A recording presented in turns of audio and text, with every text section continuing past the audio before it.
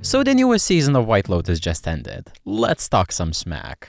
Well, the thing with White Lotus is that the finales are usually the episodes that can be really decisive in whether a season is actually good, and I did initially find myself really vibing with the finale. But the more I think about it, the more meh it is becoming, and the more meh the whole season is becoming as a whole. Not to say that it's bad or anything, but it just doesn't feel as well executed as previous seasons. It does feel like something is just so slightly off with this season. I guess at least part of it is that this season just doesn't exactly behave like the last two seasons. It does somewhat break away from its initial form. For instance, it does shake up its own narrative structure. It has 8 episodes instead of 7 or 6. It also does something different with character roles. It doesn't have the resort manager be a bigger character like the last two seasons. I have seen some people express that they missed the dynamic that resort managers would bring to the table. I understand the sentiment, but I also get why they didn't do it. In decisions like this, I would like to believe that Mike White had a good reason to not have a character like that. Because think about it, it is easy to say that you want a character like that in there, but it is harder to actually do it. And I feel as though the shtick of the show would have gone stale real fast if the show ended up doing more of that. I do happen to appreciate that the show drops this, because I can imagine it was practical to do so. I just appreciate the restraint. There is also the lack of the vocals in the intro, which caused quite an uproar online. And here's a fun fact for you. Mike White, the showrunner of the show, actually never wanted the intros that we got, and the composer is dipping and won't be around for season 4, so... Oh, and here is this article. White Lotus's creator Mike White fires back at the composer who's quitting after a creative clash. He didn't respect me, it was kind of a bitch move. Future seasons are gonna be fun, aren't they? But let's move on. I feel like the season's character arcs move quite differently from the other seasons as well. The show becomes slightly less cynical about its rich characters and more cynical about their non-rich characters. The resolutions are not as predictable this time around, and that isn't exactly a bad thing, in some cases at least. But it does feel like this season tries to offer something different. But is that different any good? Well... White Lotus for me is a bit of a chameleon of a show, because I do feel like whenever you have some form of a critique, someone will come up with a plausible explanation that will boil down to this was the point, or this wasn't the point, or it's not bad writing, you are misreading the character, or whatever else. Not to say that such attempts are not valid. I think that it is simply beautiful that there are a ton of different perspectives, and these characters click with us in different ways, since we are all different and have different experiences. That's great. So I expect to receive a ton of flack for what I am about to say next, because I do have some hot takes to deliver. First, I think it was absolutely unnecessary to extend the season into 8 episodes. It just was not a good decision. The beginning of the season really drags, and after a bit, it became annoying to keep seeing Tim Ratliff reconsider his situation and have his trippy fantasies of murdering his entire family just because the family kept committing the cardinal sin of not wanting to be poor. The point was already made scenes ago. We don't need to see him being drugged up that much. Same can be said with some other characters. Guy Talk's storyline felt like it occupied just a bit too much time. The 3 blondes felt like they had just one gossip session too much in the season. And I am not the only one thinking this. There have been enough people talking about this that Mike White, the showrunner of the show, felt the need to respond to this feedback. Mike White responds to criticism over White Lotus' season 3 pacing. Don't be a bossy bottom. If you don't want to go to bed with me, then get out of my bed, he said. I'm edging you. Enjoy the edging. If you don't want to be edged, get out of my bed. Don't be a bossy bottom. Get the F out of my bed. Don't come home with me. Don't get naked in my bed. Get the F out of my bed. What the hell is this? Obviously, something is going to happen. So a few things here. 1, Mike White can be a bit sassy in his responses, and that is okay. It adds to him, it adds a flair, maybe even grounds him a bit sometimes. That's cool, all fine. But second, I feel like it costs €0 to not be this sassy when responding to critique. To me, it just screams that something will go wrong with a TV show as soon as a creative behind it pulls the sass card. It can be such a speedrun to curse yourself for failure. Am I the only one who kind of dislikes when showrunners take this approach? It is okay to be confident in your work, but you needn't have this weird sassiness towards your critics, because comments like this can age so fast and so poorly. Confidence like this can quickly be transformed into arrogance if the work you are putting out is seen anything lesser than what type of expectation such comments can set up. I think that this quote also reflects a sentiment that I've seen across discussions for the show. Someone might say something, and then a bunch of people may come in and say, you're missing the point, you're missing this and that. But here is a hot take that I think is not considered enough. This type of a response assumes that a person levying criticism hasn't already considered the full picture as it is. If you say you are missing the point, you're assuming that someone hasn't already considered what you are about to propose. Sometimes it holds true, absolutely, and sometimes it doesn't. Some people will have considered all of the arguments that you are about to provide and still disagree with it. Sometimes you just don't have some card up your sleeve that will disarm whoever you are discussing something with. And that is what I feel like is missing from Mike White's response to these criticisms, because it assumes that people haven't already considered and discounted all of the options before providing that criticism. Again, sometimes yes, it is the case, but sometimes it isn't. And I feel like these comments in particular can be seen as having gained a sense of overconfidence after now seeing the finale. White says that obviously something is going to happen, and then the last episode drops, and things do happen, but do they happen enough to justify such comments? I think that there are a few slight disappointments for me personally in the finale. For example, the Ratliff family is literally facing financial ruin that we have been hearing about ever since the beginning. We have multiple scenes of Tim Ratliff sweating and disassociating about it, so you would obviously expect that all of the anguish that we see that character experience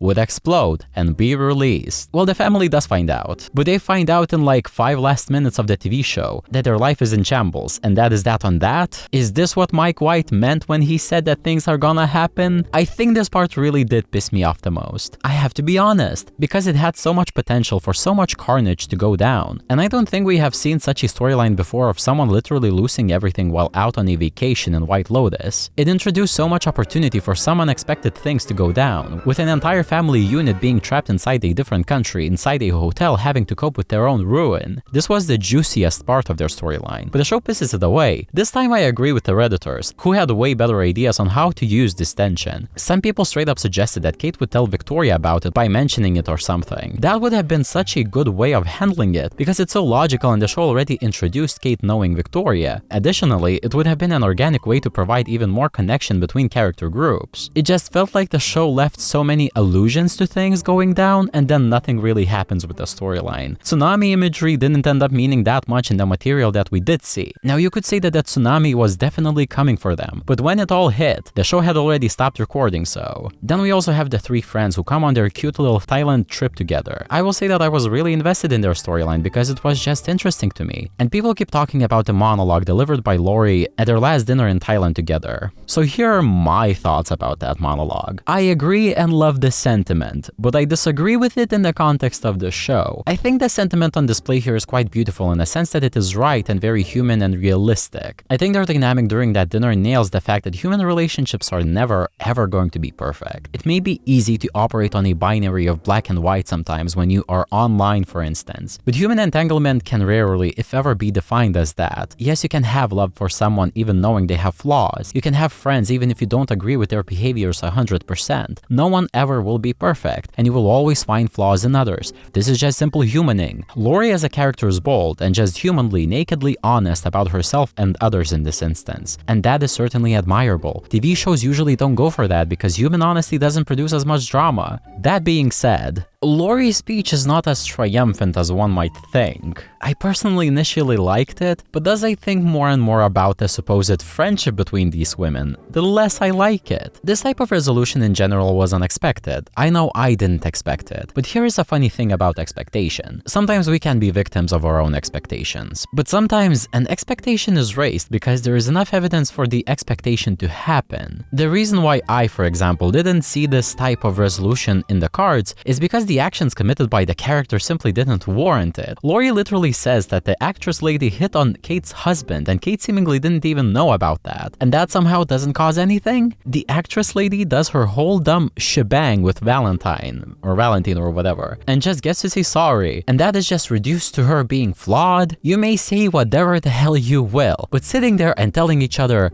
"I love you, beach," is not something that is very satisfying in this situation. And this is the part where people can and will say that this is the point and that they are just toxic and that is that on that. Or others who will say that it's just friendship and love and that they are not friends but almost like sisters, and a lot of stuff happens between friends like that, right? I will concede that mayhaps I am just too young to get it, but I have friends who I grew up with since I was 3 and have been friends with for almost 2 decades. And if anyone like that pulled the mind games that the actress lady pulled, I would be dipping very fast. I got gotta be honest, it ain't just a flaw to be accepted when someone is messing around with you like that. It isn't just gossip that takes place. If it was just that, it might be more palatable. But the actress cheats on her husband and then also messes around with her supposed bestie. I feel like the show also kinda ignores just how exhausting being friends with a person like that could be. It is easy to get swept up by these cozy notions of naked honesty and acceptance, but it also ignores that such a dynamic would just be very hard. It doesn't matter that they are being honest, because it just doesn't erase the fact that this dynamic is so physically and mentally draining and exhausting. So to reiterate, while I like the sentiment and agree with it, it rings just a bit hollow in the context of the show. Then there is also some smaller stuff, like the deal with Lachlan drinking the poisoned fruit, yet seeing God and suddenly coming back to life. What the hell was even that? Or Belinda just casually getting $5 million to her account without anyone from the bank batting an eye? But then there are also parts of the finale that do end up working. I have seen peeps criticizing Rick's storyline that the father reveal was predictable, and I concur. It was very easy to see where exactly that storyline was headed, and that the crummy dude would end up being his dad. No quarrel with that. But I cannot say that it being predictable ruined it for me. I think that actually it serves his storyline way better that it unfolds this way. Because when you think about it for a bit, there's probably a very strong pragmatic reason as to why Rick was initially told the lie as it was. Saying that your dad was a good man and is just dead because he was killed while doing good is both soothing and final. It was told in this way to leave Rick with a good impression of his dad, and for him to just know that the door is forever closed. But the lie instead has an opposite effect. It galvanizes him to avenge this image of his dad that he had. There is something very visceral in Rick, in the sense that he sees this image of his dad as something that was taken from him, a greener grass that he never got to experience. So of course this leads to him idolizing his dad and this what if to such an extent that he is blinded by it. I feel like it is sometimes all too easy to get consumed by anger at the world because you do not get what you perceive rightfully belongs to you. You choose whether to work with what you have,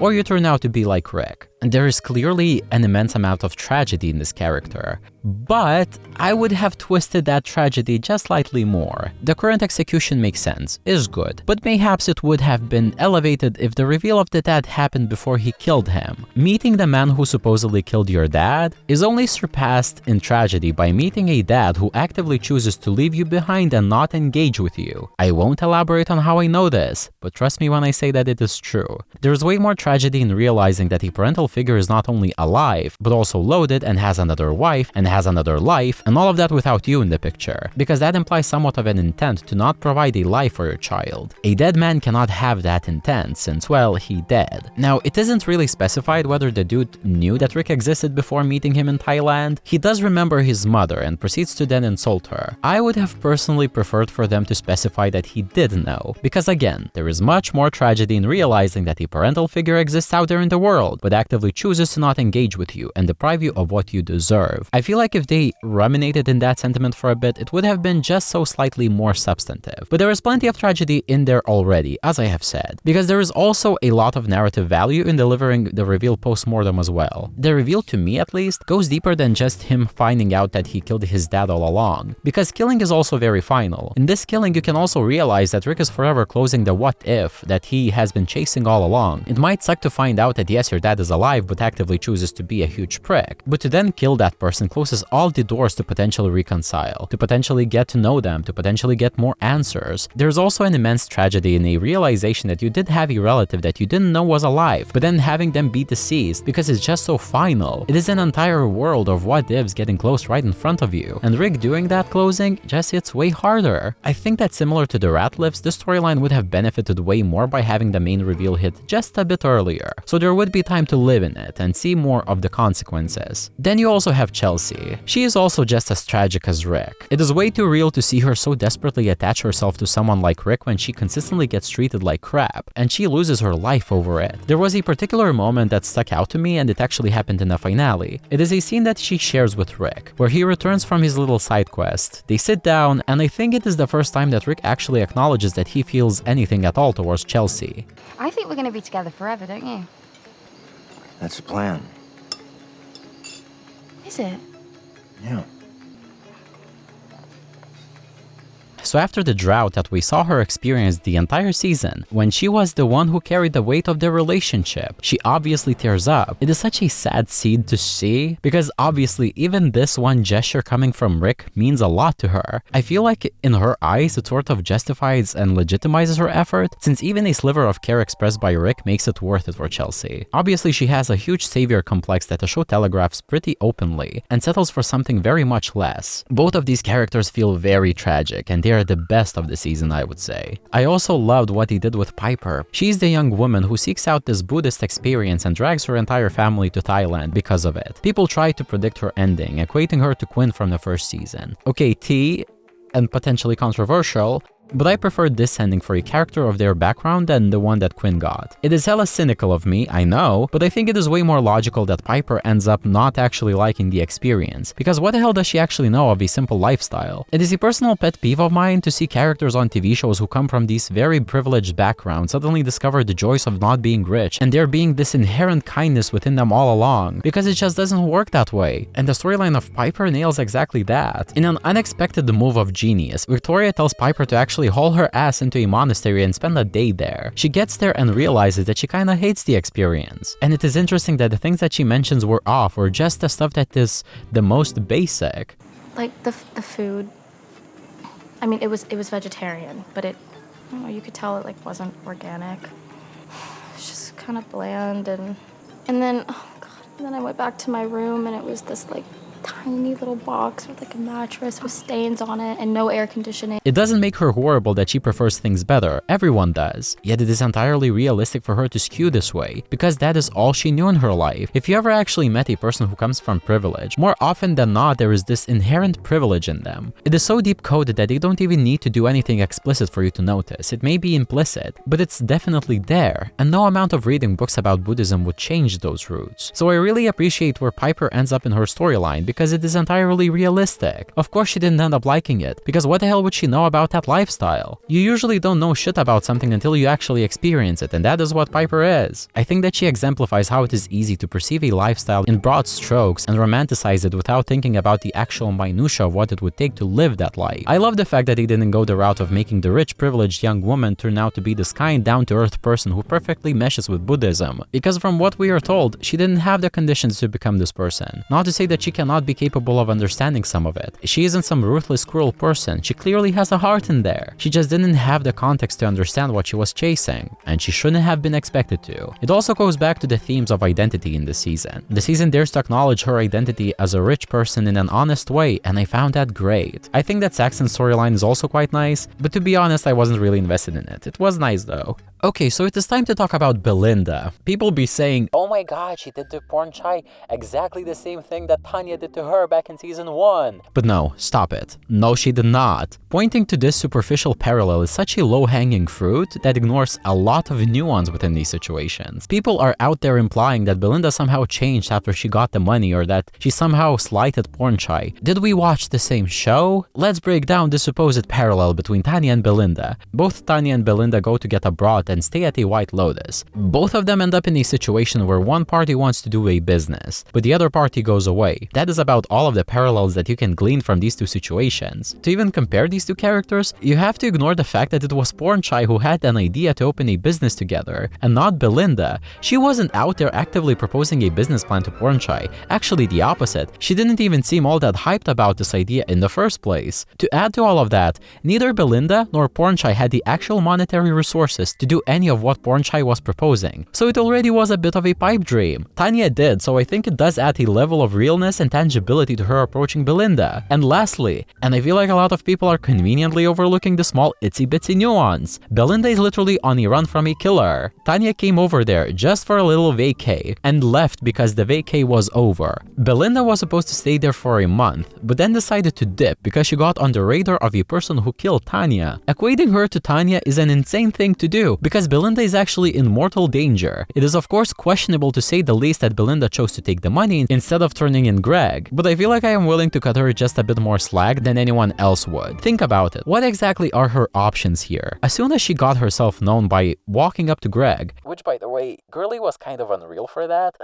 but that might be just an American thing that people just walk up and, you know, talk to random people, but my Lithuanian sensibilities could never. She didn't really have much of a choice now, did she? I mean, she could have just dipped ASAP, but she probably didn't have the funds nor the ability to just drop out like that. She could go to the authorities, but who is to say that wouldn't backfire on her? Greg has insane resources now. Who knows what kind of power he has? Either way, all of the roads lead to a high chance of ending up just straight up dead, so I do not fault her for trying to come to an agreement instead. If she refused, she would surely end up dead. So why not try and make something work? If Greg doesn't follow through, she would still likely end up in a place where she would have ended up if she had rejected the offer in the first place. So I think it is fine to point out that her choice was questionable, but it wasn't a completely unreasonable one, nor did her story arc leave her in the same place as Tanya, like at all. So is the season god-awful? No. I think its flaws might be ever so slightly overblown, and its perceived heights might be just so slightly overappreciated. Is this a hot take? Maybe. I don't know, I don't care.